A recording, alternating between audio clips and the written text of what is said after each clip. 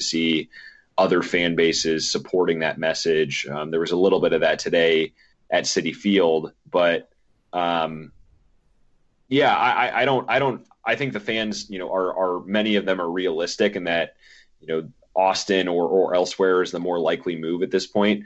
But I think they have said if there are only a few months to determine this, why not give it your best shot in those few months and at least say you tried? Sure. So I think you'll continue to see that from the fan base. All right, Andrew. I just want to thank you for joining us today and giving us that Columbus insight that we've all been just searching for. Because that story hit us like a brick when it happened on Monday night. I remember me and Steven just texting back and forth. I'm like, holy crap, Gier. Columbus moved to Austin. It was just a bizarre thing. And on this show, Andrew, we do a little something called a shameless plug where you can plug us all, where you can find your articles, where you can find you on Twitter, all that good stuff. So just let the viewers know where you can find you so they can follow you and read your stuff. All right, the shameless plug. You can find all of our crew coverage at dispatch.com. We post a lot of our articles on the Crew Cuts blog on the Dispatch website. And you can follow me on Twitter at @AEricksonCD. Perfect. Thank you so much, Andrew, and we'll see what happens with the Crew. All right, thanks, guys. Appreciate it.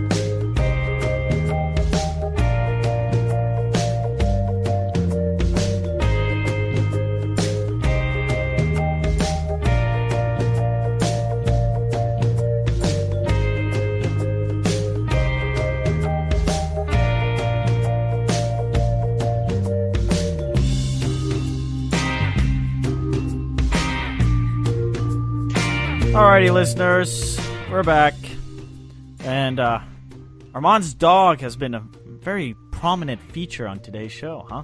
Yeah, I'm really sorry about that, guys. My dog's been barking out like everything that moves. I honestly, if you could tell why he was barking, I couldn't concentrate. I just kept repeating the same word to kind of get my train of thought going. I don't know why he was barking so much, but he's calmed down. Hopefully he won't be barking anytime soon. So again, sorry for the little barking, but hey, my dog's cute, so it's whatever. Go follow Armand on Twitter and see a picture of his dog. Western Conference, Portland take Cascadia Cup as well as the number 1 seed. 15 wins, I like that. 8 draws, 11 losses. Although quite a substantial amount of losses for a 1 seed. So Steven, let me ask you: do you think Portland's the best team in the West? Because I really think they are. No. Who do you think? Who do you think is? It's a toss-up. Honestly, they're all I would say, other than San Jose and the Houston Dynamo, those 4: Sporting KC, Vancouver, Seattle Sounders, Portland. You tell me one of those represents the West, I'd be sure. Yeah, I could. There's a potential chance. Yeah, the West was interesting because the East was settled. But the West was just it was a mess, I think. Yeah. You have Portland, Seattle, Vancouver. You had San Jose get in. We'll talk about San Jose later. I don't want to talk about them right now. We'll have no other things to talk about later. But Portland, you have to realize, have been led by Diego Valeri. I mean, he's been a fantastic player. Phenomenal player. Honestly, he could be MVP too, man. Well, I think he will get the MVP.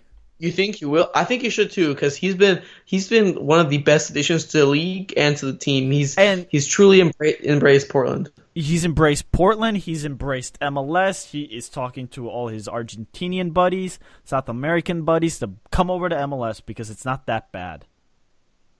So it's good. Yeah, it's fantastic. Caleb Porter. I wonder. This is a side off track, but U.S. men's national team, do you think he has a potential to get the gig? His name in the hat? I mean, he'd obviously have his name in the hat.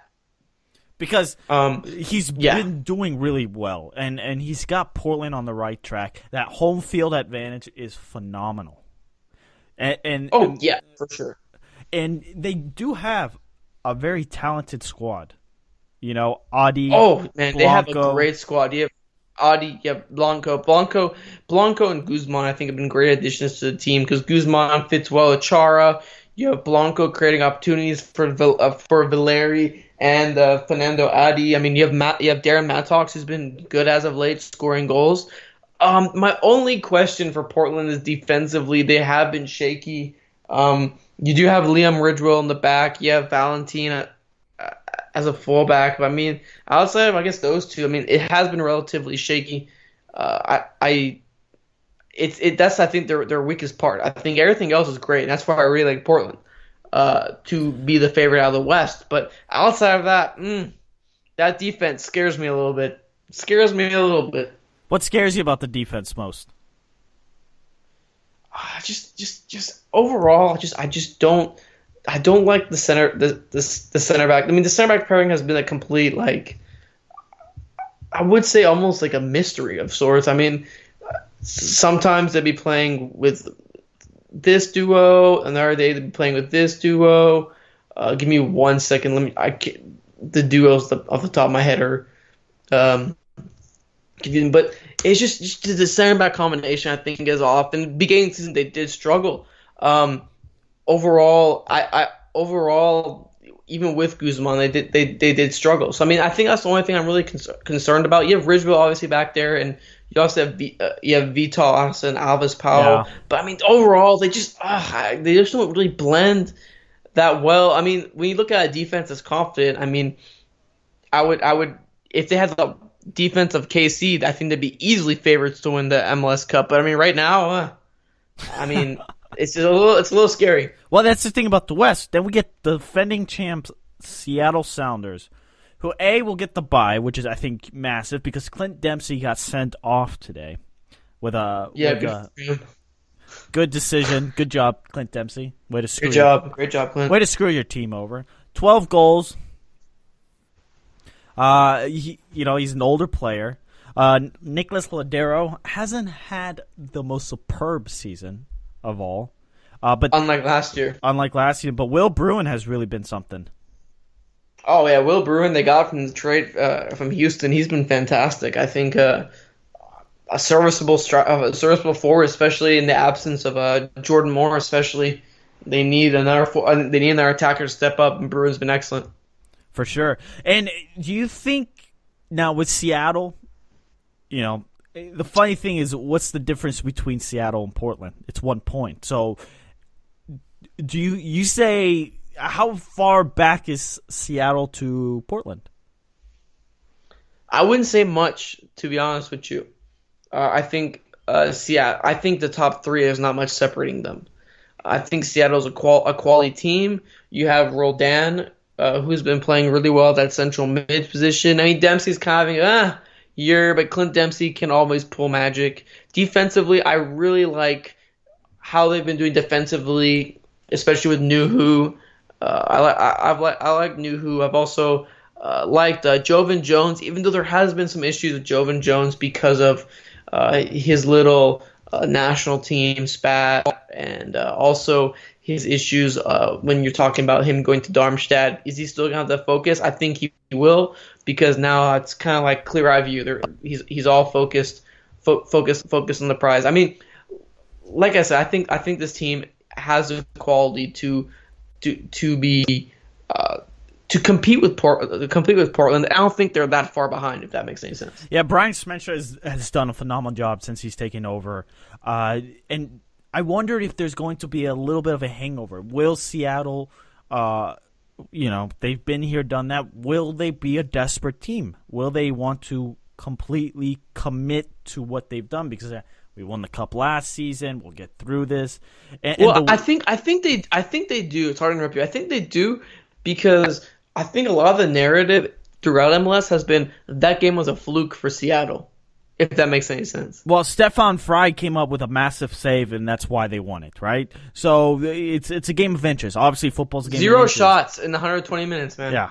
It's just so, they might have a point to prove. And it'll be fascinating to see. Will the Seattle Sounders fan base show up? Will they want to take it to Atlanta and be like, no, we're the best crowd, the 12th man up in Seattle? All right, let's talk about the wild card games, if you want to call it that. You got Houston taking on Sporting KC. That'll be a fun game. Actually, these two teams have played twice, really recently. Yes. Houston actually drew SKC at SKC a week ago. And man, Oh yeah, that game. Tyler Derrick was making some phenomenal saves. I have a buddy at UTD. He's a huge Houston supporter, and man, he was making. It was a phenomenal performance by Tyler Derrick. And then Houston did beat SKC 2-1 on an Eric Palmer Brown own goal. In a game that really SKC was doing a lot better, and then Houston came back and scored 2 goals. So they have that perseverance and whatnot. And the key thing is, I think for Houston, it's not in SKC; it's at Houston, because Houston's a horrific road team. But now that's at home, and horrific. They're horrific. And now they're at home. I really think they have a shot. They have a shot at advancing. I don't know about you. I think they do have a shot at advancing, even though SKC does have a rock solid defense. I would say that defense comes really in handy for Sporting KC, especially in the playoffs, because it's about grinding out results. Although they're offensively, they're not very strong. You know, San Jose only scored one less goal than Sporting KC. Minnesota United has scored more goals. LA has scored more goals. So Sporting KC have an issue going offensively, but they've been so good in the back that 1-0 will do it. You know, so they have a tendency to do this, and what I can't believe is the Sporting KC allowed to have that first game go on the road. They could have, finished higher up in the seeding.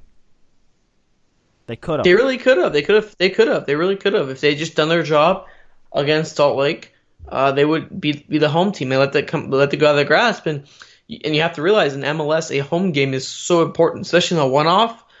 A home game is important. I think every team except for DC won their home game last year in the playoffs.